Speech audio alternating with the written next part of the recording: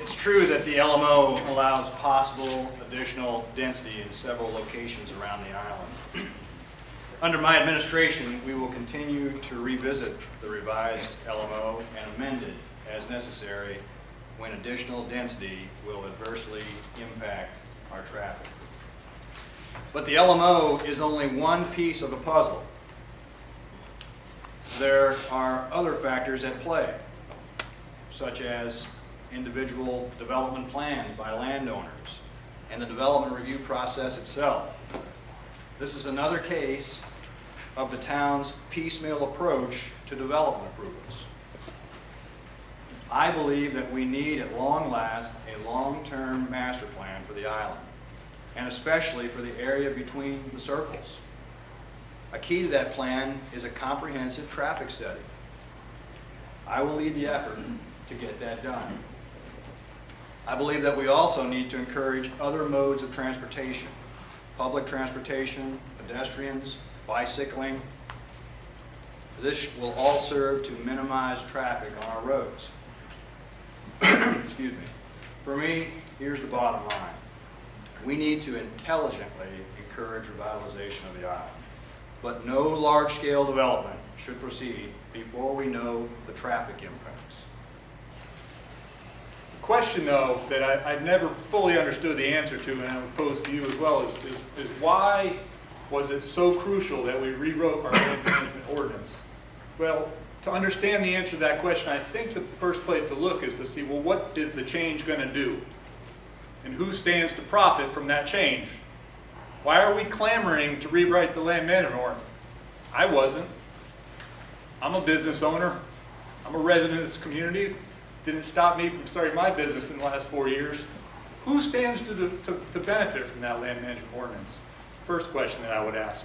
I would submit that it's the developers, clearly.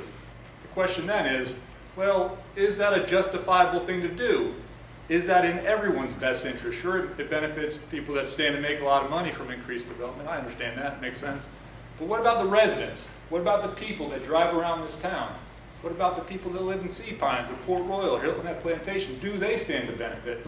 That's an open question, and I'm not sure the answer to that is yes. In addition, when you look at the USCB campus being put on Office Park Road, again, you're looking at increased traffic. You're looking at increased density.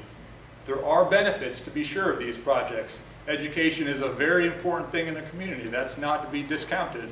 But the question that's never been answered, is it in everybody's best interest? Do the positive effects outweigh the negative effects? And I'm not sure that that was ever openly vetted. I'm not sure that everybody in this room could come to an agreement on that. And the question then is, why did it have to happen?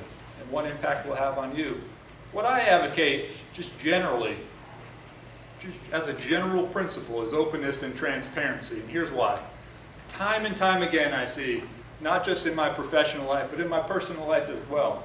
And also, you know, like anyone else, I watch the news. I saw our Speaker of the House today plead guilty, or yesterday, pleading guilty to corruption charges. Again and again, you see these patterns of secrecy and closed doors and hiding things. And what does that generally lead to? You all know it's fraud, it's corruption, it's underhandedness. In the South, they call it the good old boy network. But that's not a positive thing for a community. It's a positive if you're part of that network. But what about everybody else? What about everybody else that's not part of that secret network? It's not a positive. So as a general principle, openness, transparency, these are good things. These are things that everybody who is elected to our local town council, mayor, any local office needs to believe in. And if they don't, they need to go. Their day is done. The mayor's got 4 challengers. He's an incumbent mayor. Why would he have 4 challengers? Got to ask yourself, it doesn't make any sense.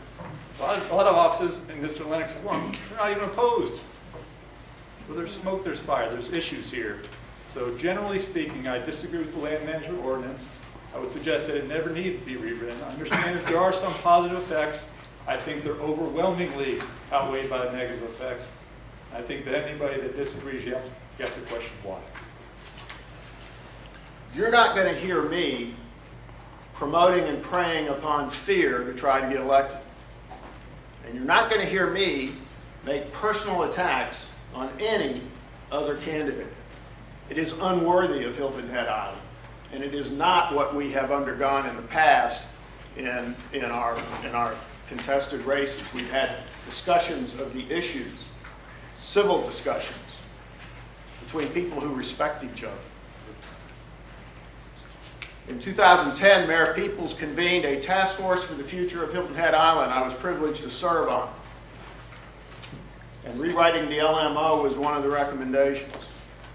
Most of the candidates for mayor 4 years ago agreed that the land management ordinance was out of date and needed to be rewritten. And we convened a panel of citizens to undertake the task of steering us through that process. That panel of citizens had probably 100 public meetings over a 3.5-year period. And they produced an excellent, excellent land management ordinance. And they addressed the issues that we had with the old one. And it provides us with a platform to move forward.